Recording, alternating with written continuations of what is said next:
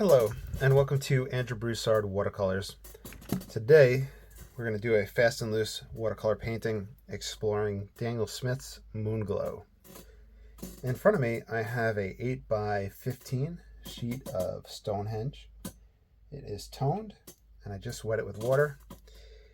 In fact, I'm going to do another spritzing. I used the large Hake brush just to spread it throughout. And there we go. Let's jump in. So exploring the tonal values and seeing what takes place. I believe this tube is a mixture of 3 different paints. So we'll see how it separates out and what colors shine through.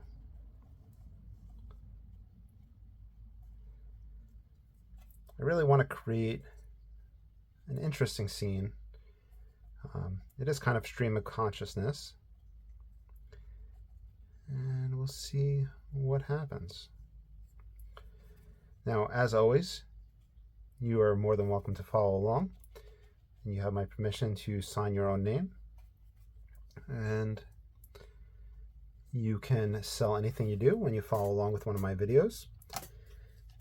I want you guys to have fun, have money for art supplies, and to get your own artwork out there. If you'd like to support this channel, I have the Patreon down below, and thank you to everybody that supports. All right, so that being said, I'm kind of creating a distant landmass, letting it form as we go along. See a little bit of the pinkish purple spreading out with the water. Let's grab some more water. See how it creates a sky. So for me, with these stream of conscious paintings, I'll usually put a little bit in, and then I'll do this broad wash up in the sky. It's similar to the Tonalist Landscape Masters and how they go about applying that. And this technique is really not anything new. And it's a fun way to explore.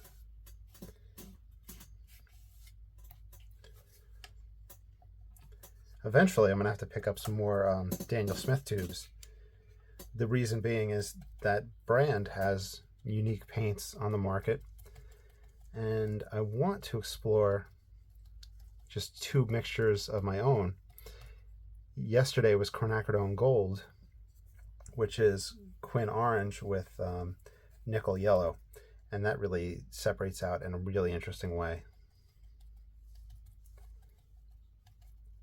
Okay. So with a paper towel, you can check and see how your tubes will lift. Some will stain, some will have some lifting properties, and you can also explore textures for the sky.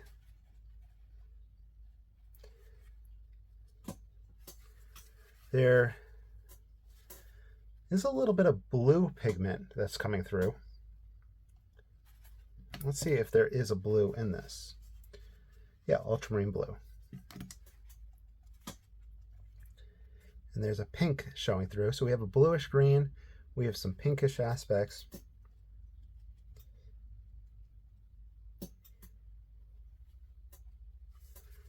And you can go back and forth, and that's the great thing about watercolor. You can put heavy applications in, and you can also wipe it around.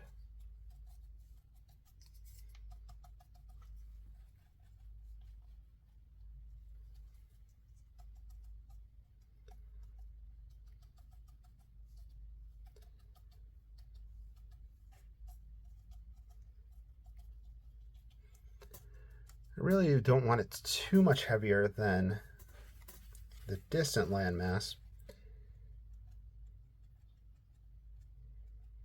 But as I move up in the picture plane, I do want it somewhat darker. we're looking for the mood and feel.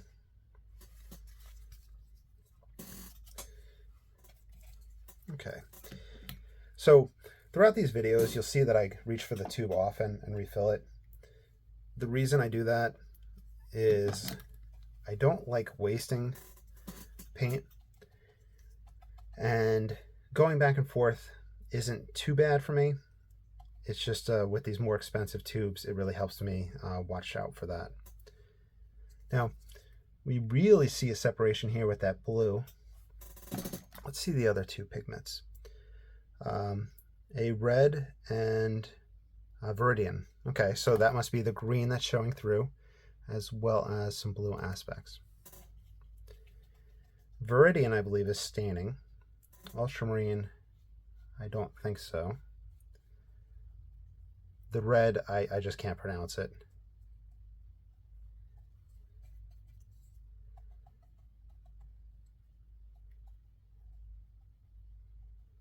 Okay, so we have a scene where we're bringing the eye back into this location. I very frequently will bring the eye to this spot.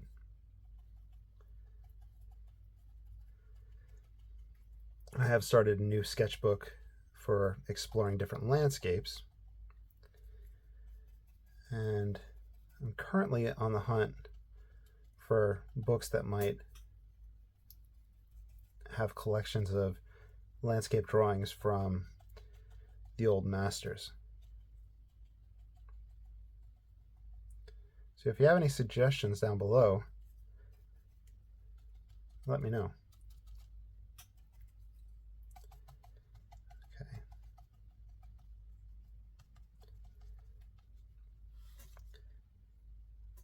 We have two different spots that we could actually make the sun right here and have that light there, or we can keep it here. So we have two locations to really play around with. But this one doesn't really seem to lift as great because of the Viridian that'll stay in that location. And if I try to pull out that sun right there, I don't think it'll be too successful. And that's one of the good things about doing these explorations, learning that about the pigment. And if you're doing this with your burnt umber, with just ultramarine, etc., you may not like the results, but it lets you learn about what's taking place. Do it with Payne's Gray and see how dark Payne's Gray is when you first put it out, and then how soft and diffused it gets after it dries.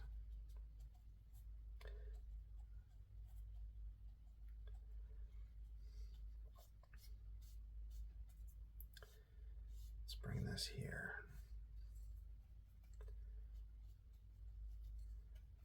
We'll have to see how dark we can get with it. And with scraping, we'll probably have some light that shows through, but some staining as well. Now the painting would be cropped to about here. I like to paint to the edges.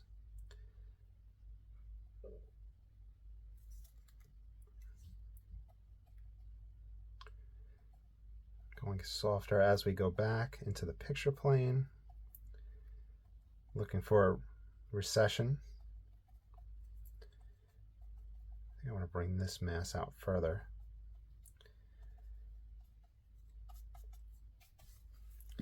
Let's put some more out. It looks like cotton candy. That's the best way to describe this color.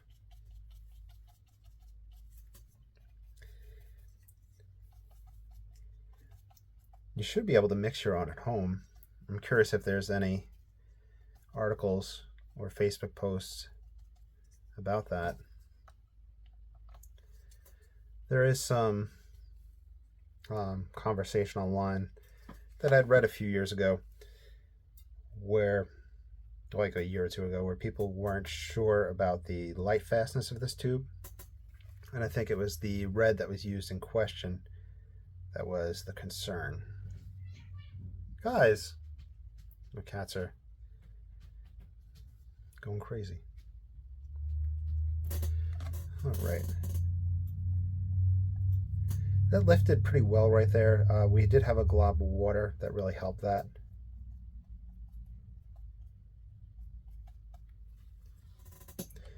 And just moving around the picture, creating the scene, will help out. Let's see if we can do any lifting type trees. So just passing this paper towel on top, you can get some interesting marks in there. And let's start putting in, yeah, bud. You were just in my lap a moment ago. I'm kind of being very gentle with this, just to start testing the limits. I'm not ready to go all in with the scraping.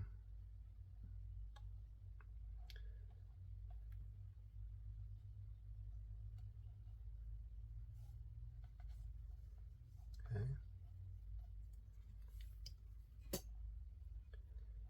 So with scraping, a rounder edge of an object or even a fingernail will help push pigment out and water out and create more of a white line. Though if you have a lot of water in the area, it'll backfill and fill it in and make it dark. Using a sharper edge will simply just damage and create a mark within the paper, and that'll backfill and create dark lines, which really work well for tree trunks and branches. Wider sides can be used for thick tree trunks, rocks, or simply moving things along. That adds a really interesting viridian glow right there.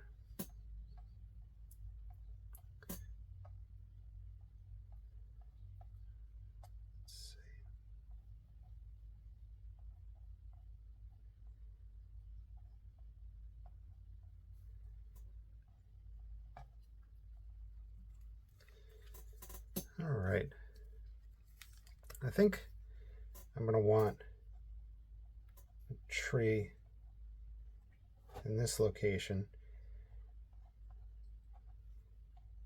and kind of blocking it out with the card. So I want a lot to work with in the next stage.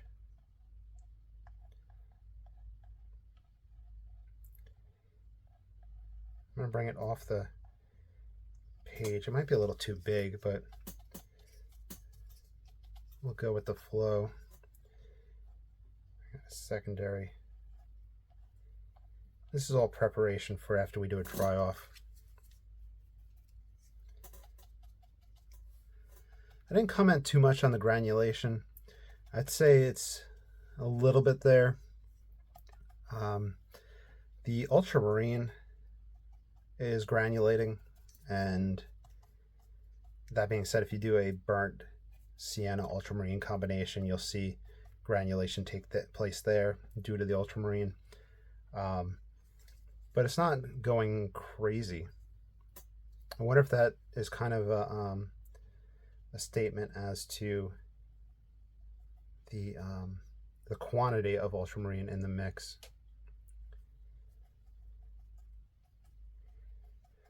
Viridian, I don't think it's granulating, and the red, not that I know of. It's like anthracrinone. I'm a math teacher. I can't, I'm not good with English pronunciation. Though, that being said, I am putting together a book of my works, and that will be available pretty soon. So I'll keep you all posted with that. Very excited there.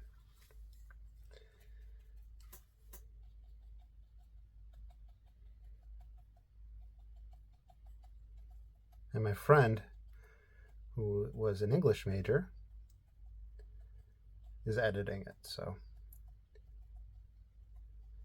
Okay. I'm going to pause the camera so we can do a dry off, and we'll see where we are at. All right. Definitely a softening took place, tonal shift, with the water being removed.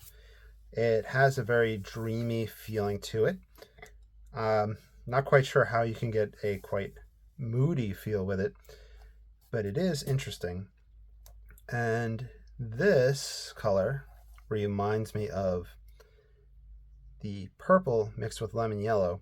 So I'm wondering if purple, lemon yellow, and viridian would work as a substitute. Okay, that's being said, let's now kind of build up on top of this. So we're looking to see how dark it can get, creating textures, building the image, while also,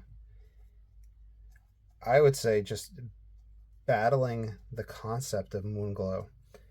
It really has a whimsical feel to it, and trying to tie it all together into one image, we'll have to see.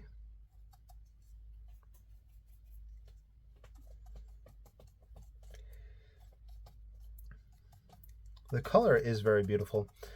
I'm not quite sure, and I'm saying that now, we'll see how it looks at the end, if I would use it as a single tube for monochromatic studies, or just monochromatic paintings. But as you know, I use a lot of the earth pigments for that.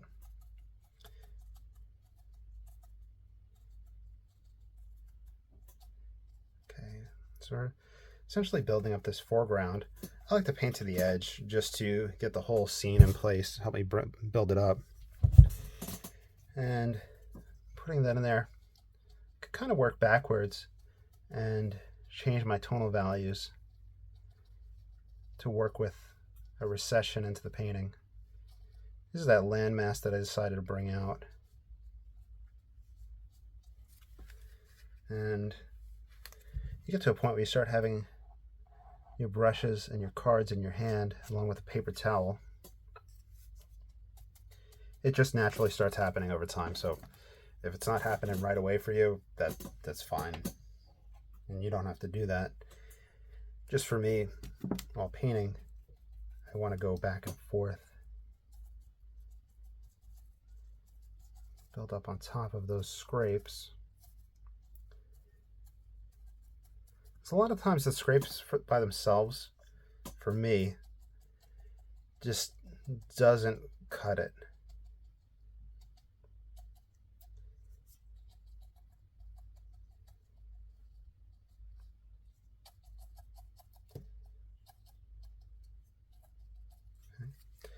And you can go back in and scrape on top of this.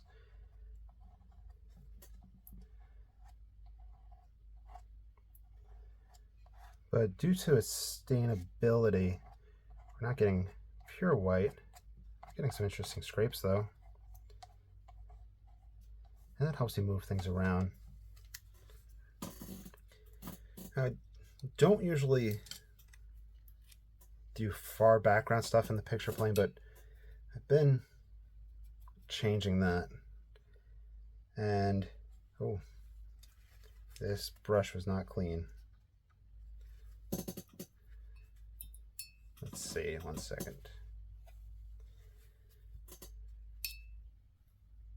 That should be good now. It might have been the edge of the lip of the glass, that's what it was. All right, sorry about that. Let me grab a paper towel, a fresh one.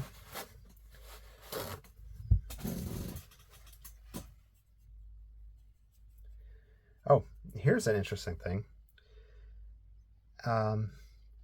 Initially, you're going to read about different paper towel setups and for wiping the brush, and you'll find what works for you.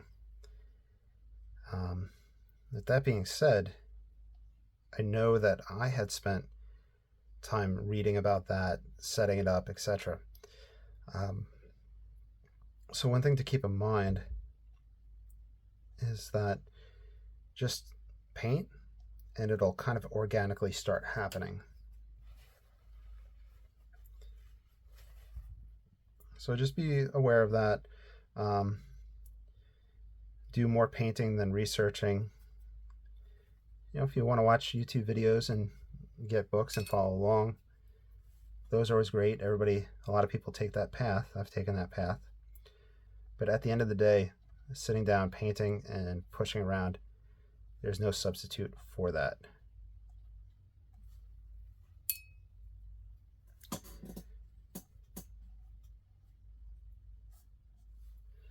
Don't be afraid to get your fingers dirty.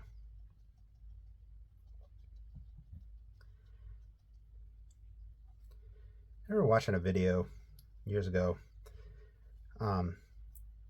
There's a group of landscape painters that paint with the squirrel mops, the quill brushes, that are really awesome, really fast and loose. And there's a lot out there. And in the video, the gentleman spit into his painting. And that created a texture and a mark, etc. There's some things you want to do, some things you don't want to do. I personally I don't desire doing that. Okay.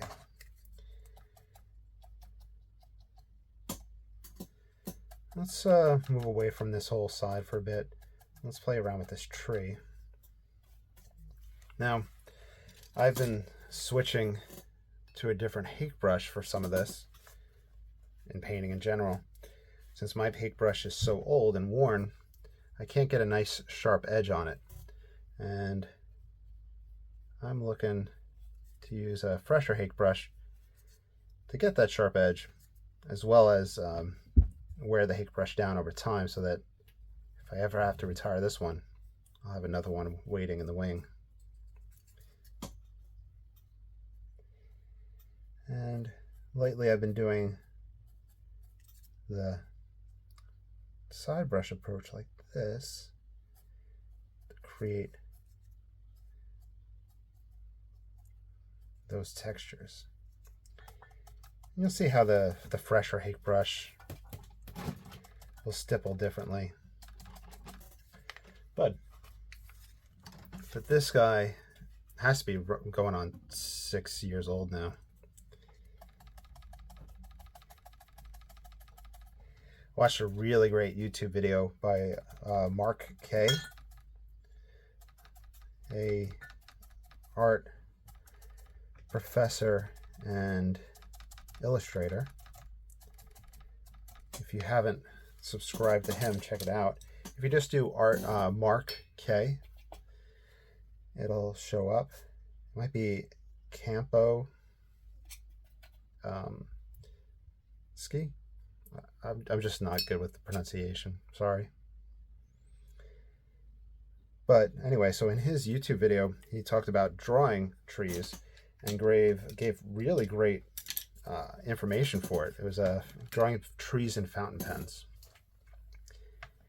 And he talked about the shape of trees, where the darkest densities should be, the contouring that you should do.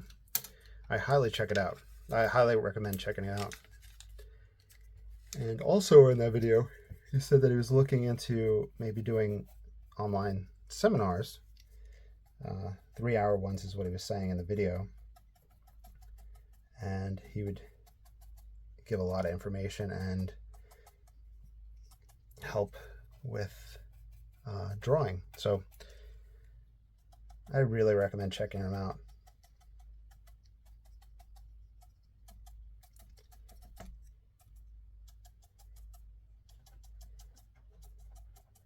For him, it seems as though once there was the lockdowns, a lot of people had to give virtual lectures. I think his virtual lectures started taking off.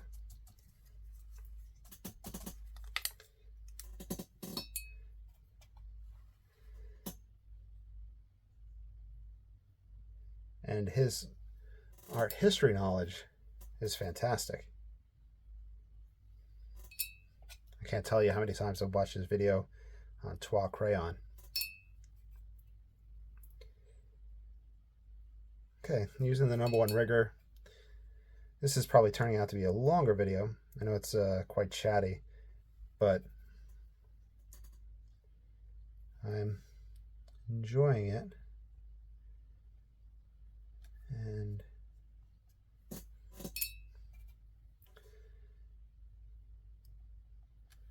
looking at the trunk of this tree. The tree got bigger, but that's fine. I'm looking at darker applications, calligraphy type strokes to suggest the roots, the contours, etc. And if you're wondering about drawing trees, once again, I recommend that video because his discussion of contouring for tree trunks was fantastic. Very approachable.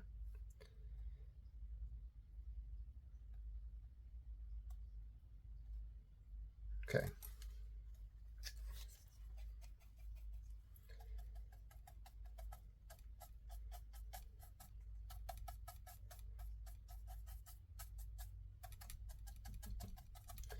In a moment, we'll see where we're at. I'll look through it through the camera. See if anything needs to be modified. We'll do a dry off and we'll see how dark everything got.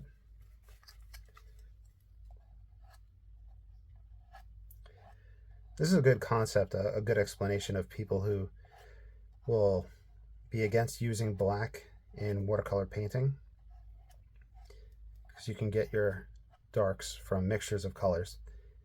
And I use black. I like going back and forth with it, but a lot of professors will say not to use black.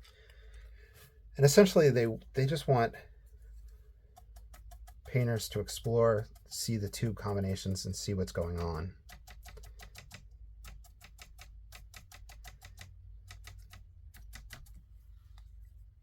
Okay, let's do a dry off. Let's see where we're at. All right, I stand corrected. As a single tube painting, I'm enjoying this. After having that looseness, the softness that we created throughout, it really did tie together quite well. Heavy application right here, scraped back with a great tonality, and really created a web through here. It was very reminiscent of the Sodalite Genuine looking through the camera with it, and I think that's just the Viridian Ultramarine combination. Then, oh, okay, so that's a combination that's worth exploring right there, Viridian and Ultramarine. Then, beyond that, the granulation, like I said, it's mediocre, and but just the color separation is great. I think I'm going to stop this video here. I'm going to continue a little off-camera work afterwards, but I don't want it to be too long. I hope you enjoyed. Once again, please like, subscribe, follow, and thank you for watching. Have a great day.